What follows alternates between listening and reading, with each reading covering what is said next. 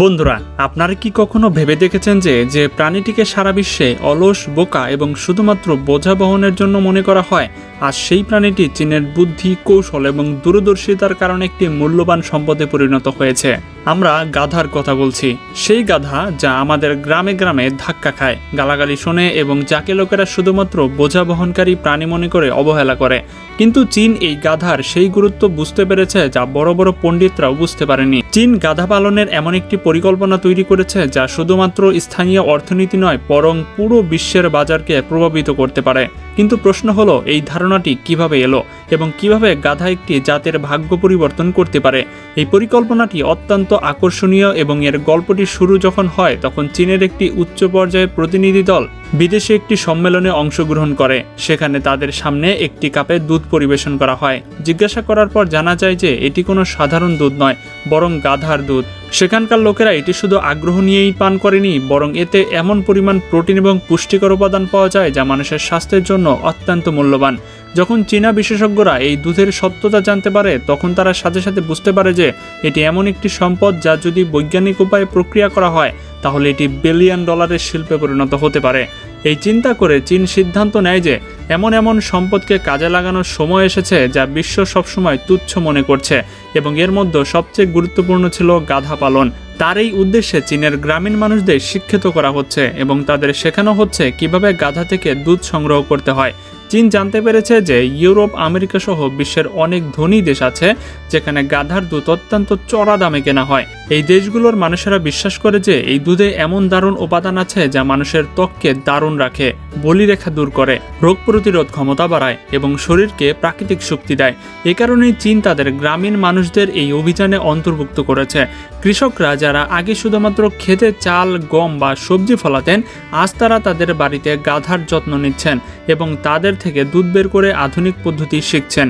চীনা সরকার গ্রামীণ কৃষকদের জন্য বিশেষ প্রশিক্ষণ কেন্দ্র স্থাপন করেছেন, যেখানে বিজ্ঞানীরা এবং বিশেষজ্ঞরা তাদের শেখান কিভাবে গাধার দুধ সুস্থ রাখা যায়, কী ধরনের খাবার দিতে হয় এবং কোন পরিবেশে দুধের উৎপাদন বেশি হতে পারে। এই প্রকল্পগুলোতে কৃষকদের আধুনিক মেশিন সরবরাহ করা হচ্ছে যাতে দুধ পরিষ্কার পরিচ্ছন্ন এবং জীবাণুমুক্ত এবং আন্তর্জাতিক মান অনুযায়ী সংগ্রহ করা যেতে পারে। আর এই সব কিছু করা হচ্ছে যাতে এই দুধ যখন ইউরোপ বা আমেরিকার বাজারে পৌঁছাবে তখন কোনো মানের দিক থেকে যেন কম না হয়। গাধার দুধের চাহিদা শুধু পান করার মধ্যেই সীমাবদ্ধ নয়, বরং এটি থেকে প্রচুর পণ্যও তৈরি করা হয়। সবার প্রথমে যদি আমরা বিউটি ইন্ডাস্ট্রির কথা বলি তাহলে চীনে বড় বড় কারখানায় গাধার দুধ থেকে সাবান, ক্রিম, ফেস ওয়াশ, শ্যাম্পু, এমনকি ফেসিয়াল মাস্কও তৈরি করা হচ্ছে। এই পণ্যগুলোর বিশেষত্ব হলো যে এগুলো ত্বককে নরম এবং মসৃণ করে এবং মুখের প্রাকৃতিক উজ্জ্বলতা ফিরিয়ে আনে। এই কারণে ইউরোপ এবং আমেরিকার বিউটি কোম্পানিগুলো চীনের এই পণ্যগুলো আগ্রহের সাথে কিনছে। সেখানকার ধনী মানুষদের কাছে এই পণ্যগুলো বিলাসিতা নয়, বরং একটি প্রয়োজনে পরিণত হয়েছে এবং এ কারণেই এই জিনিসগুলো লক্ষ লক্ষ ডলারে বিক্রি করা হচ্ছে। এরপর কথা বলি মেডিকেল ইন্ডাস্ট্রির কথা। গাধার দুধে প্রাকৃতিক উপাদান যেমন ওমেগা-3 ফ্যাটি অ্যাসিড, ক্যালসিয়াম এবং জিঙ্ক পাওয়া যায়, যা হৃদরোগ থেকে বাঁচায়, হাড়কে শক্তিশালী করে, সংক্রমণ প্রতিরোধ করে এবং অ্যালার্জির সমস্যা কমায়। চীনের এই সুবিধাগুলোকে সামনে রেখে ঔষধ তৈরির কোম্পানিগুলোকে এই প্রকল্পে অন্তর্ভুক্ত করেছে।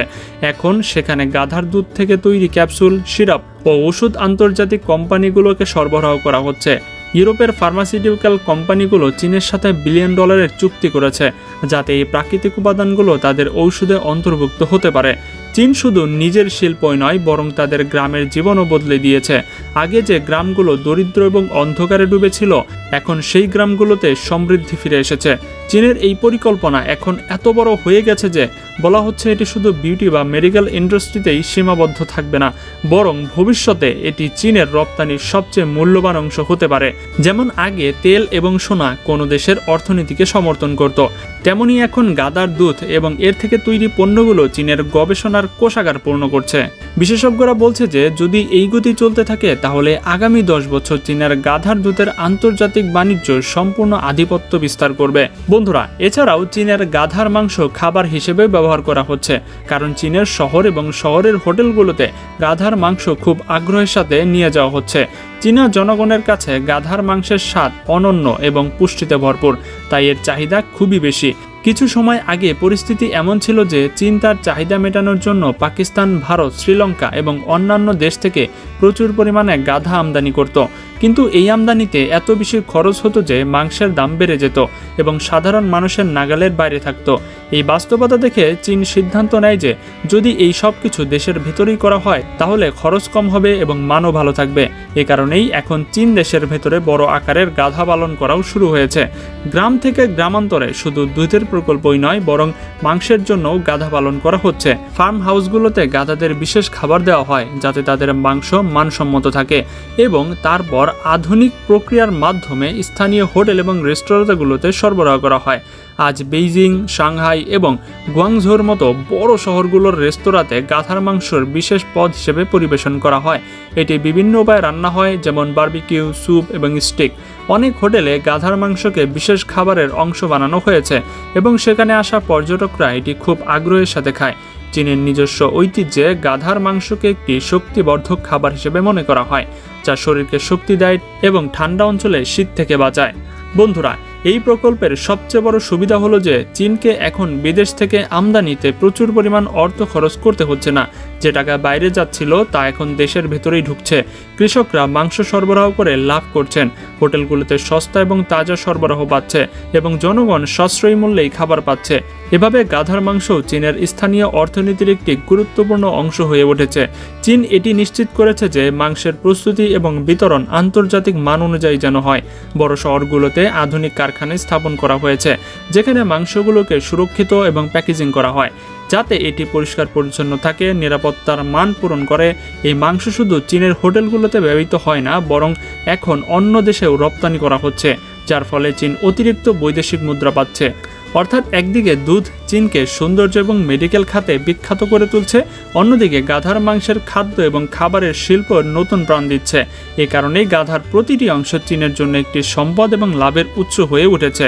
বন্ধুরা, এই ছিল চীনের গাধাদের আশ্চর্যজনক গল্প। তবে আজকের ভিডিওতে আমরা যে আপনাদের তথ্যগুলো প্রোভাইড করেছি সেটা সম্পূর্ণ সংগ্রহকৃত, তাই ভুল ত্রুটি থাকতেই পারে। যদি আপনার মনে হয় কোনো তথ্যে ভুল ত্রুটি রয়েছে সেটা অবশ্যই আমাদেরকে কমেন্টে জানাবেন, যাতে আপনার ভুল ত্রুটিগুলো অন্যরাও জানতে পারে এবং সঠিক তথ্য অর্জন করে নিতে পারে। তো বন্ধুরা, এমন একটি প্রাণী যাকে মানুষ তুচ্ছ মনে করা হতো, আজ সেই প্রাণীটি চীনের অর্থনীতির এক ভিত্তি হয়ে গেছে। তা সে দুধ হোক, মাংস হোক বা সৌন্দর্য বা চিকিৎসার পণ্য। চীন এটি প্রমাণ করে দিয়েছে যে বুদ্ধি এবং পরিকল্পনা দিয়ে প্রতিটি ছোট জিনিসও সোনার খনিতে পরিবর্তন করা যেতে পারে। এমন প্রশ্ন হলো, আমরাও কি আমাদের সাধারণ মনের জিনিসগুলোকে আমাদের ভাগ্য পরিবর্তন করতে ব্যবহার করতে পারি? আপনাদের মতামত অবশ্যই আমাদেরকে কমেন্টে জানাবেন। তো বন্ধুরা, আজকের ভিডিওটি ঠিক এই পর্যন্তই। কেমন লাগছে সেটা কিন্তু অবশ্যই আমাদেরকে কমেন্টে জানাবেন। আর এখনও যারা আমাদের চ্যানেলটি সাবস্ক্রাইব করেনি তারা দ্রুত সাবস্ক্রাইব করে দিন, কারণ এমন মজার ভিডিও আপনারা প্রতিদিন দেখতে পাবেন। আজকের মতো এখানে বিদায়। আল্লাহ হাফেজ।